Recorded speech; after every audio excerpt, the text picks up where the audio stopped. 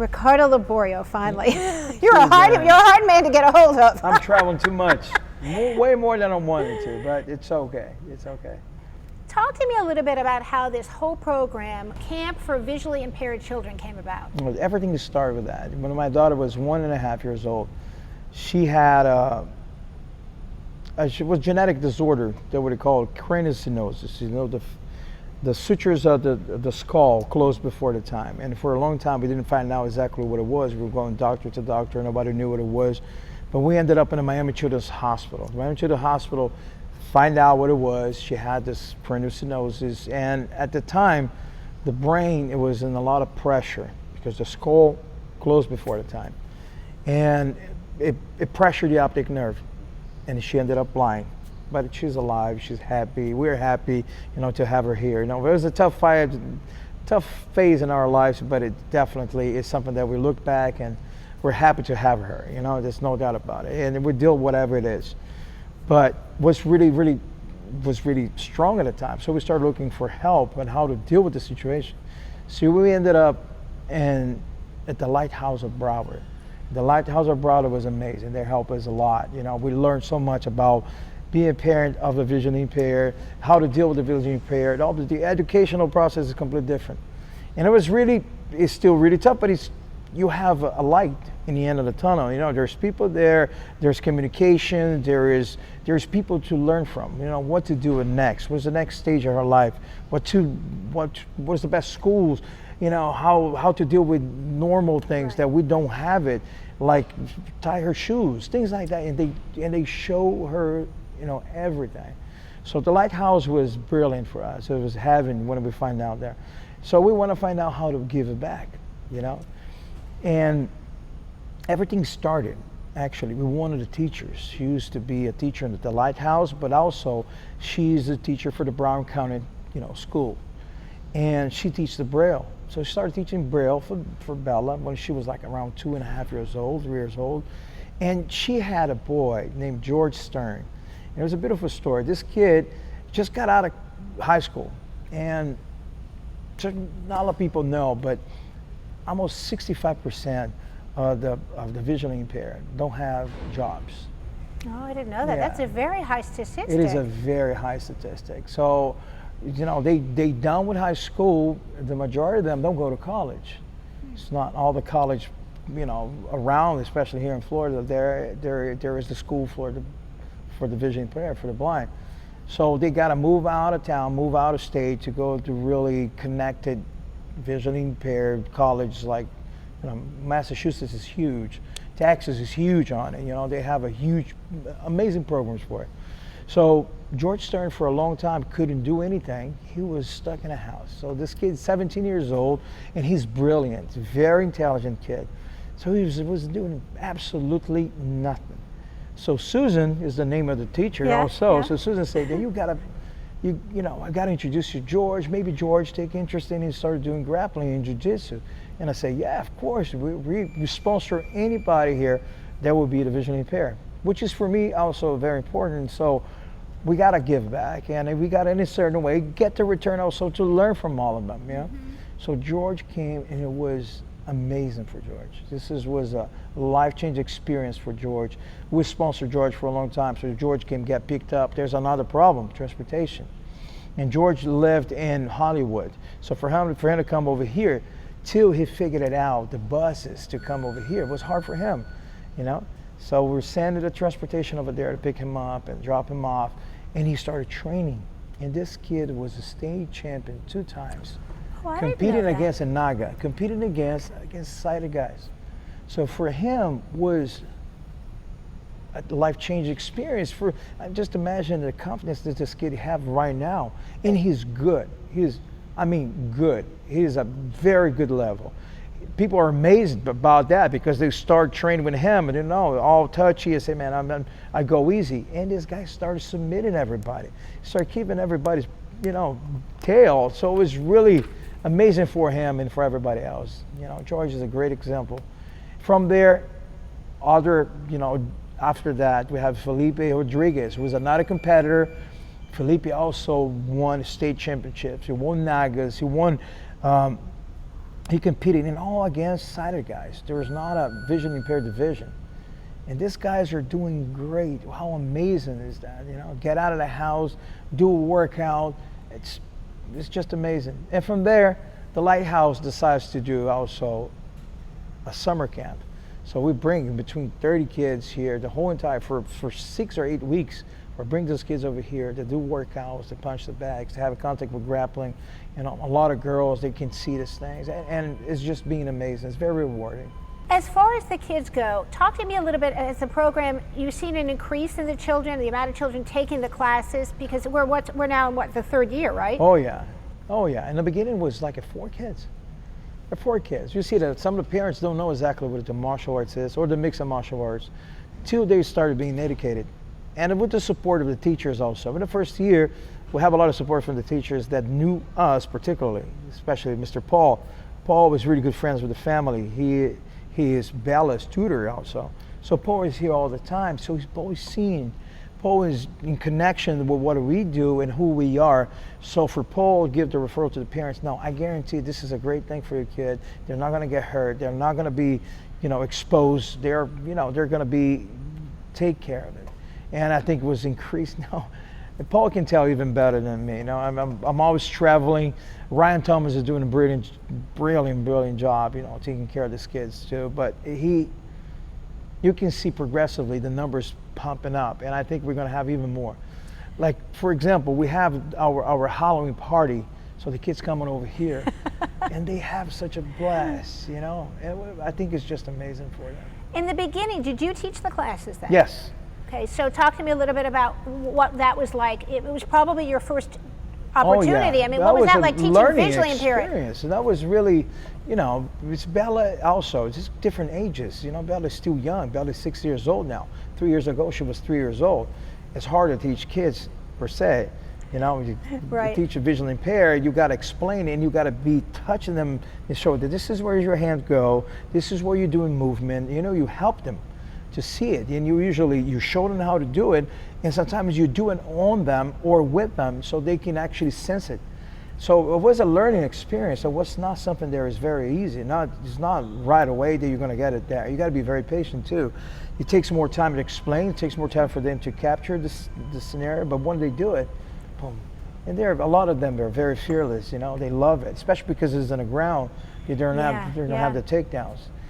It's just very good. Were you surprised at the level of training for them, as far as Ryan mentioned to me off camera that the kids are very much more attentive than sighted children? So I guess the question would be, compared to people that can see, what has been the difference as far as the learning curve with the children that are blind? It's like I said, it's a little bit hard to explain. You cannot just say it. You've got to actually touch them or do it with them or on them so they can see it, so they can, that's the way to see it for them. Touch is very important. So you pass this process of taking the time to doing it, because in the beginning you're used to say it and have immediate reaction. In there, you can't just say it. So you got to be very specific. Okay, your left hand goes on the floor. Put your palm of the hand on the floor right here. Take your both knees out. Now you turn your right hand inside over the shoulder. Put your chin in the chest. With the sighted kids, they see it, but also, like you said, a sighted kid, they're looking what their, the next door friend here was we're doing. Somebody passed by, a ball is being thrown over, they completely disconnect a little bit. And the vision impaired, they're really listening what you're saying. How has creating and being involved in the Camp for Visually Impaired Children impacted you personally? Tremendously. That's definitely my way to give back, not just to the Lighthouse, but to the visually impaired community.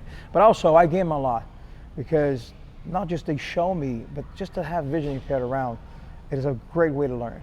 It's a great way to learn how we'll be with my daughter and how take shortcuts in many things. So it's about giving back and give away. That's one of my laws in life. It's very important to me. It's very rewarding. What's the most surprising thing that you've learned, because you teach so many people, so many athletes. You're sort of, I would call you MMA royalty in my book. Oh. What's the most, yes, you are, Ricardo, you're MMA royalty. I don't know about What is the thing that has surprised you most about teaching the visually impaired students? I think the most is our perception of life. What is, we have our sighted world, and each one of the visually impaired is a little bit different. You can't forget this. They never saw what is red is, or what is a ball is, or whatever it is. There's many degrees of visual impairment, but some of them is really, is really hard. They're completely blind. So the perception of the world, the way they see it, the way they touch it. I learned a lot with my daughter, the way they see it. I try to describe a bottle, but if she doesn't touch the bottle and she finds her own perception of the bottle, my perception is different than hers. And for each one of the vision impaired, in every different degree are different too. So this kind of, misconception from us that it will never work well because they are blind, because we are so used to the vision, is so wrong, And I'm so breaking, which is in a great way for me as a parent of the vision impaired. I see these barriers break it all the time. So it's, it's like be humble about this. They way more to teach you than actually, to learn from you. So it's fantastic. List for me, if you would, sort of give me a laundry list of what are some of the things that the visually impaired children are learning besides becoming more athletic? What are some of the other qualities and some of the other attributes they are gaining by being involved in the visually impaired camp? Discipline is one. Discipline is fundamental. Discipline, if you're not used to in your house, martial arts is one of the best ways to learn it. It's very effective, very comprehensive, very, very directed. Structured. Very structured, that's the word, thank you very much. You have the master, you have the instructor, you have the person, the coaching, and everybody else has to stop and listen, it has to obey the command. This is not just in a school, but from some of the kids, not having in a house and coming over here and falling into the structure. And also the brotherhood that is created. It's a family, outside your family. Some of those kids, they learn here things that maybe the parents never talked to them about it. And we specifically talk about it. It's like many things, like the discipline, the perseverance, like how to comp with the loss. Even the loss, you lost a tournament, you lost a match, you lost a training, and you got to comp with that. You got to learn the process, being humble, humility. All this thing is very important, and I think that the way we practice and the way we teach it is so structured, in the point that some of the parents unfortunately don't have it. I have parents that get out of the house 7 o'clock in the morning and come back 6 o'clock, try to make it for the kids or for the family. Sometimes it's not even their fault. What about self-esteem? Have you seen changes, I'm sure you have, within the self-esteem of the students, of course? Tremendously. For the vision impaired also is, say we're talking about bullying, Right. You're being visually impaired. There's no doubt at all you're going to be bullied at a certain point. Even when you're not intentionally is being bullied, but a joke around, it is bullying. Sometimes hurt their feelings. We don't know what it is. Have usually great audition, and bullying is something that I keep close to my heart. I'm really completely against that, not just because I'm a parent, but also I have so many kids here that I adore. Kids, they're so good-hearted, but because they're so good-hearted, they don't have the same attention, or they're bullying in a school or by their friends because just the fact they're being good. Being good is not that easy, but you got to make a choice to be it. What would you tell parents of other visually impaired children about the thought of asking them to put their child into an MMA class or not? What would you tell them? Well, what I would tell the parent is, number one, find out first where you're learning from, which kind of school you're just been around. Number two is telling them that all the vision impaired have scholarship here. We'll never pay for it. You know, that's number one thing. So you're money free in our program. But number two is you really have to know exactly what is teaching you. Sighted or not sighted, but not sighted kids, the vision impaired kids, you need more patience. You need to structure something. You learn from experience, but you have to go by touch. You have to go by explanation. You have to go for demonstration. It takes longer. It's almost like you're translating. Sometimes you want to teach a class for foreigner students, and you have to wait for the person to translate in the language, and that language is being computed over there and from there. So it takes time. Would you say, though, that if people are watching this and are in another city and they're concerned that maybe their child who's visually impaired can't do this, what would you tell that parent? Can children that are visually impaired... Number one is, for the parents that are listening and seeing this right now, is number one, you really not know what your kids are capable of doing. Like I said, I'm surprised every day and every time that I put myself in their shoes and I think, I couldn't do it, I break my face on it to say, man, you see that? You learn one more time. Stop thinking this way, because it's not the way it works. That's their own world. You know, we don't know it, but they break the barriers that we think for us is huge barriers, but they're breaking all the time.